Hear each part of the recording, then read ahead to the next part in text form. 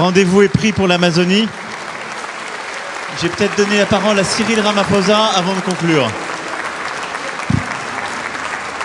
Thank you very much, President Macron. Let me start off by saying, President Lula, don't worry, when we have the BRICS meeting, the issue of currency is top on the agenda, so we are going to discuss it. President Macron, I just want to start off on a very positive note in terms of what I think is evolving here. I think there is consensus that is clearly embraced by everyone that we need to address climate and poverty because they go together, there's a nexus. And as it were, we need to burn the candle on both sides. So that's important, so that's agreed. And we all recognize and accept that we need capital at scale to address the key challenges that many countries in the world face, particularly the developing economy countries. And we also would be agreed that there needs to be more cooperation and coordination between your development banks, multilateral development banks, and the private sector. There needs to be coordination so that there is no fragmentation, which you kept talking about. But I think what is important to many of us is that there should be solid consensus on the reform of the financial architecture of the world. Because without that reform, the dreams and the objectives that we have to address our challenges will not be realized. And those reforms need to touch on a whole range of issues. Mr. Mo Ibrahim yesterday even spoke about something that we may think is insignificant, that the boards of directors of your multilateral institutions are not made up of independent directors. They are largely internal people or shareholders.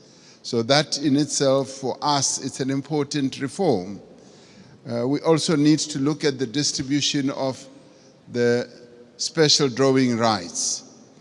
I find it a bit difficult to be told that this is set in the rules and it will forever be like that, and that it's either you get 0 or you get 34 billion. In our view, this is not a zero-sum game. It's a game where we all need to be dealt with equity in an equitable manner. And there is a need for reform in that regard as well. And the other important thing for this to happen, it will help us not to participate as unequal cousins in these institutions. It will help us to participate fully, and so that we don't have a sense that we are beggars, that we are being dealt with out of generosity. I think it's important in the new era that the world is in now that there should be a good measure of equality among sovereign nations. You know, recently, 7 African countries decided to go and put a call for peace to Ukraine and to Russia.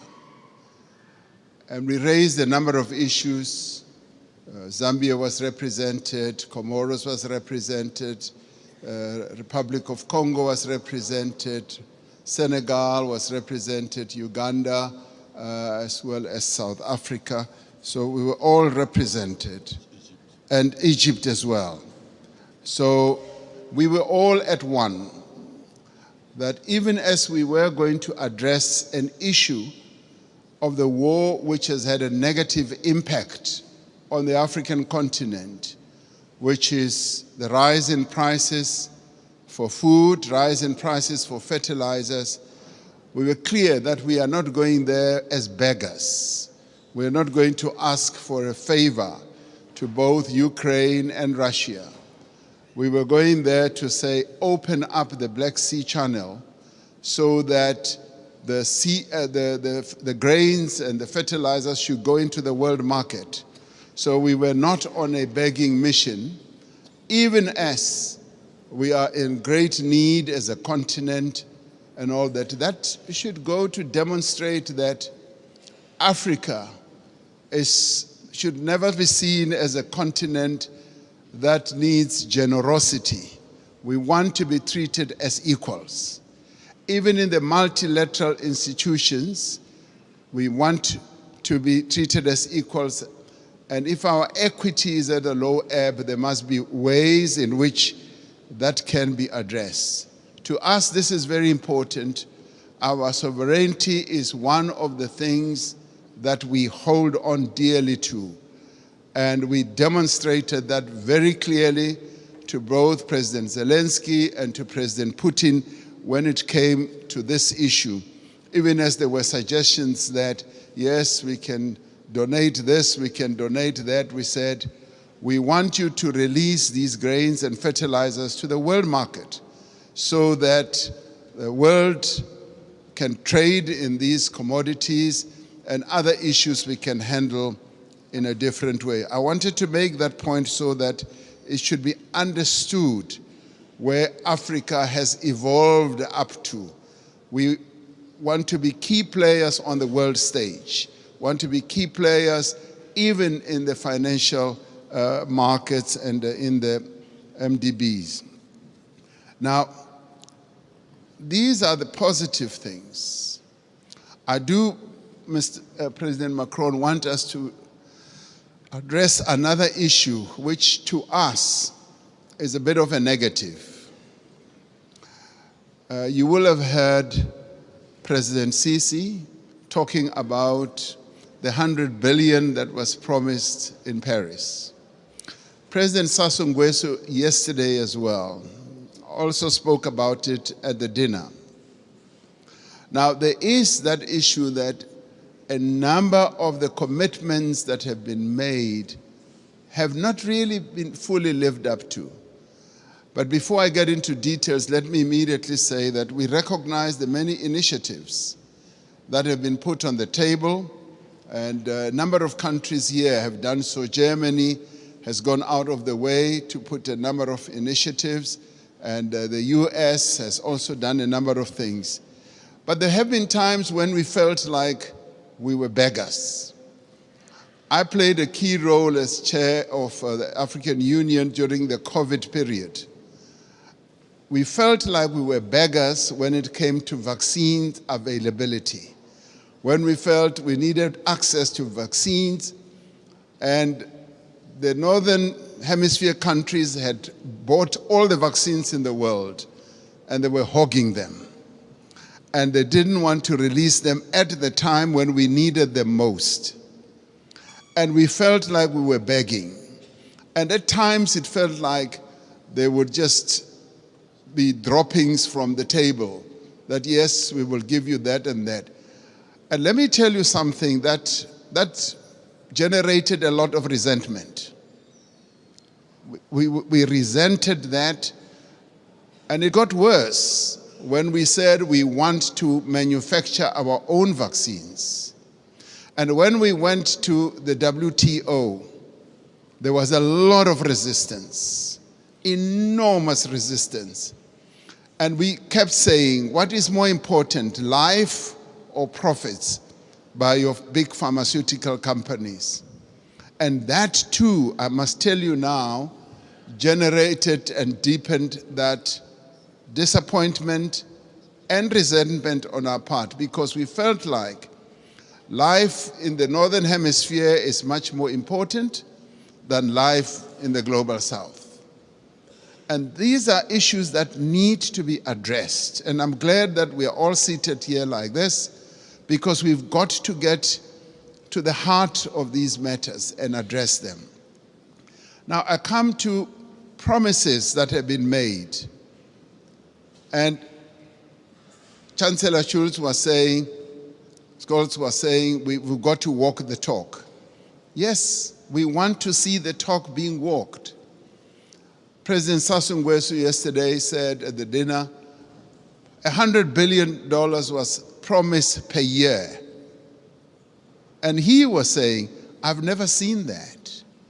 And many of us will testify that that $100 billion has never really been made available. And this should stand out as something that needs to be addressed.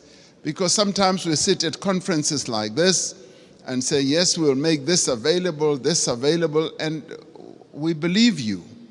We believe you, but now the tire must hit the tar. We must now see action flowing from that. Now, I want to then talk about something very practical.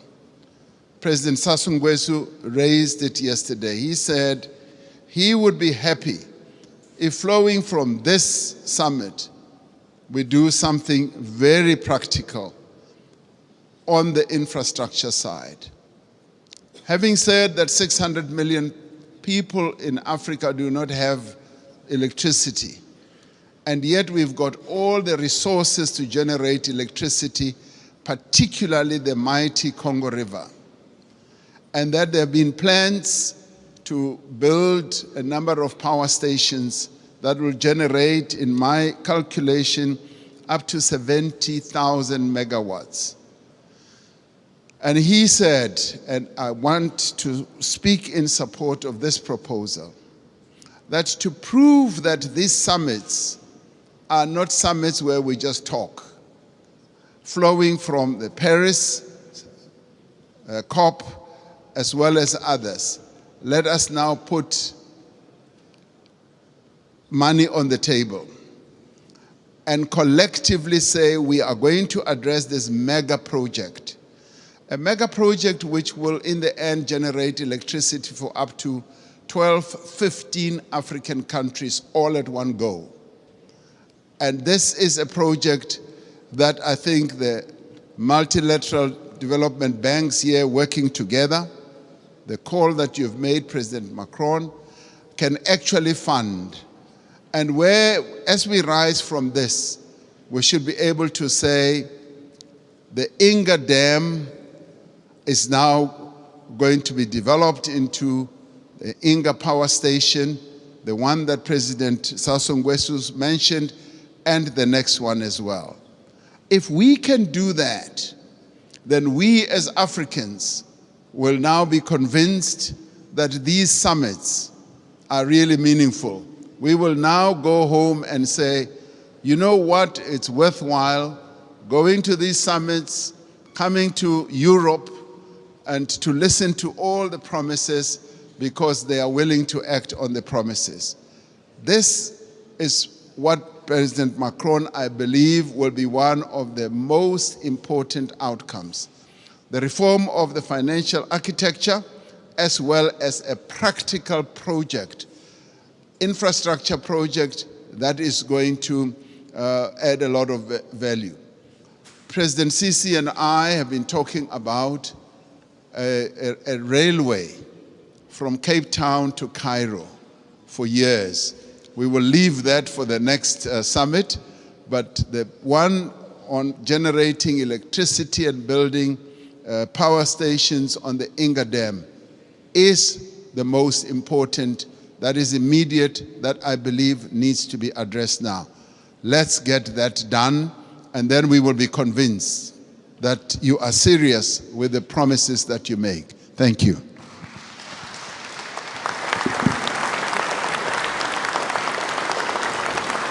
Thank you, Cyril. Thank you, everybody. Mesdames et messieurs les chefs d'État et de gouvernement, mesdames et messieurs, en vos grades et qualités, il est temps maintenant de conclure ce sommet et je vais essayer, après les discussions d'hier, le dîner que nous avons eu et l'échange très fructueux qu'il y a eu ce matin, de faire une conclusion opérationnelle.